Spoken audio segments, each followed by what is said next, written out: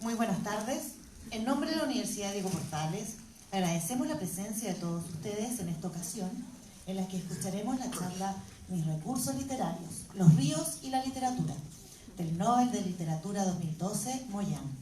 organizada por la Cátedra Abierta en homenaje a Roberto Bolaño. En este acto se le conferirá, además, el grado académico de doctor honoris causa.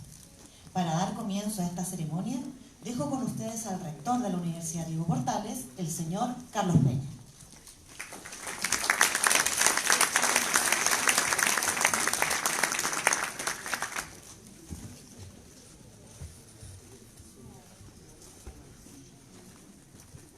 Estimado Moyán, estimado presidente del Consejo Directivo de la Universidad de Portales, profesores, profesoras, estimados amigos y amigas. No hay mejor forma de conocer a un escritor notable, de esos que inscriben su nombre en la cultura y en la memoria universal, que asomarse a los discursos con que agradecen los premios que han recibido. Hay quienes, como Vargas Llosa, por ejemplo, hicieron en ese momento solemne el elogio de la lectura, mostrando que ella nos incomoda y desasosiega al poner de manifiesto la insuficiencia de la realidad que tenemos ante nuestros ojos. Otros, como Neruda García Márquez, prefirieron subrayar con gracilidad y a la vez con fuerza el compromiso del escritor con los problemas de su tiempo. Hay también quienes, como William Faulkner,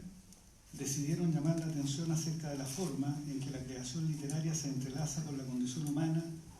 hasta hacerse una y confundirse con ella. Y los hay todavía, como Albert Camus, que prefirieron recordar que la literatura es a veces un lujo, especialmente cuando se canta a las constelaciones estelares, mientras los galeotes, dijo, reman y se extenúan en la noche estrellada. Todos ellos, en el momento de inscribir su nombre en la memoria universal,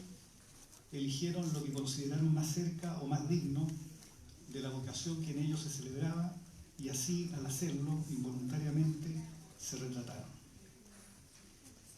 Moyán, a quien en pocos momentos ofreceremos la distinción de doctor honoris causa de nuestra universidad, algo que, sobra decirlo, nos honra más a nosotros que a él, al momento de agradecer con su discurso el premio Nobel, prefirió contar historias enlazadas con la trayectoria de su patria y el recuerdo de su madre. En vez de teorizar acerca de su vocación o intentar buscar en ella una tarea que la trascendiera, Moyán prefiere simplemente ejercerla,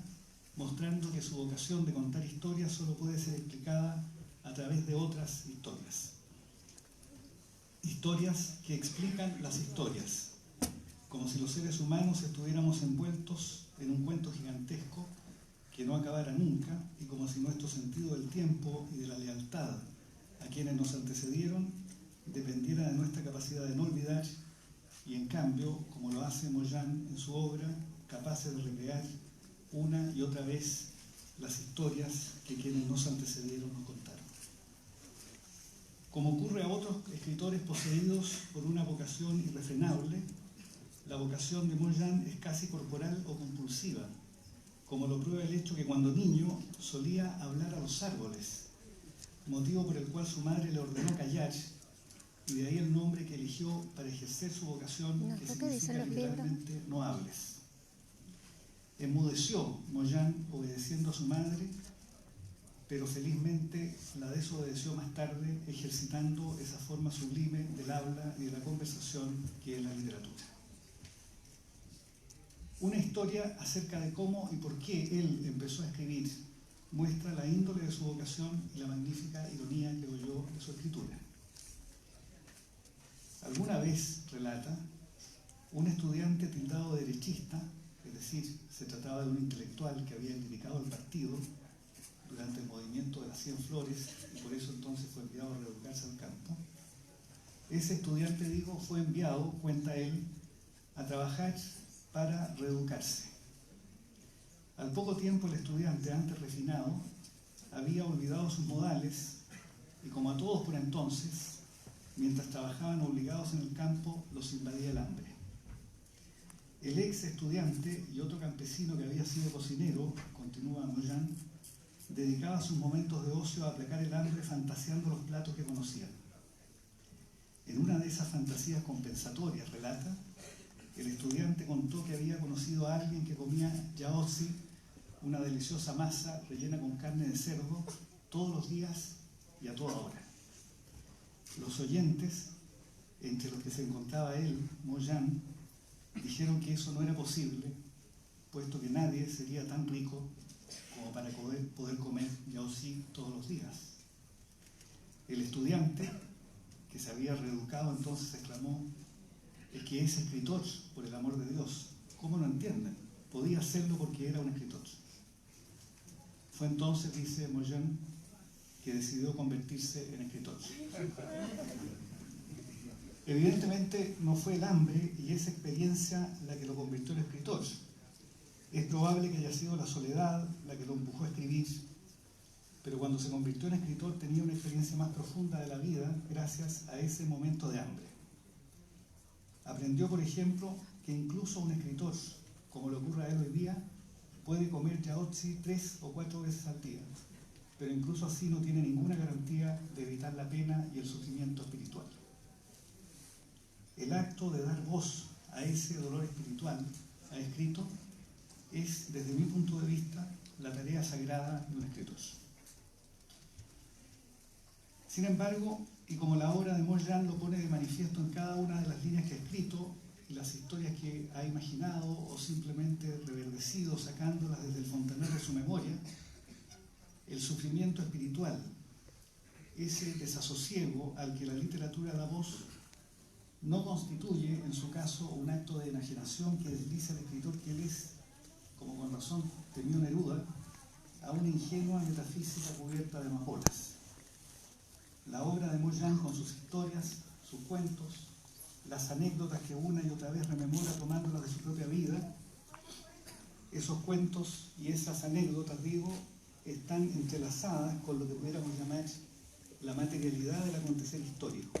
la historia grandiosa de su China natal. La historia de China, de su China natal, y más generalmente la historia, así con mayúsculas, no es para Moyan un escenario predispuesto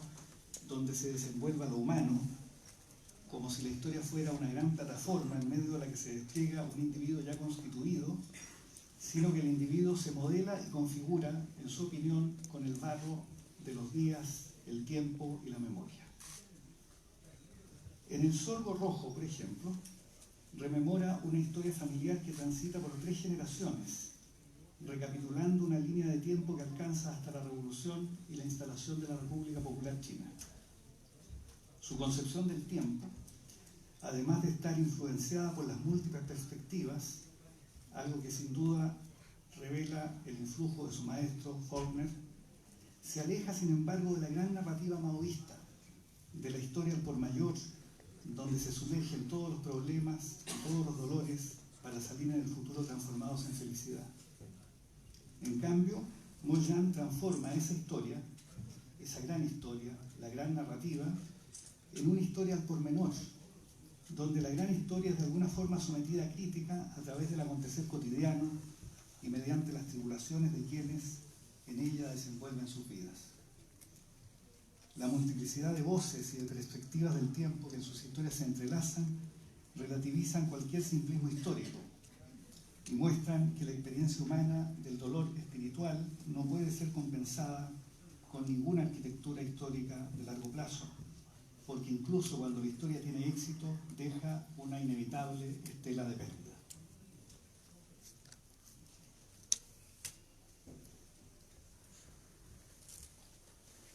Durante decenios, escribe en El Sorgo Rojo, durante decenios que no parecen más que un instante en el tiempo,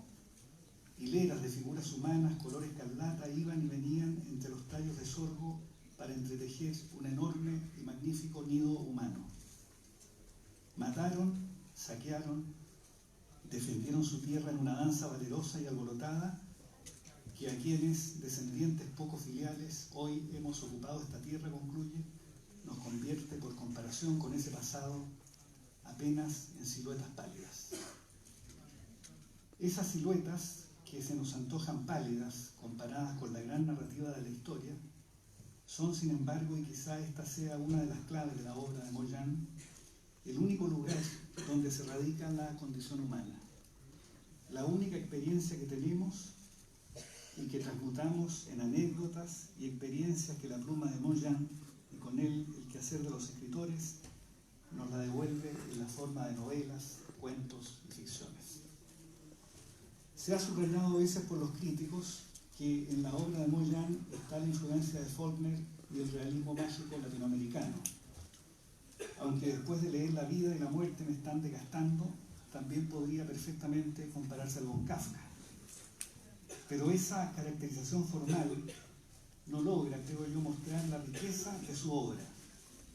que en vez de abrumarnos con una imaginación simplemente afiebrada,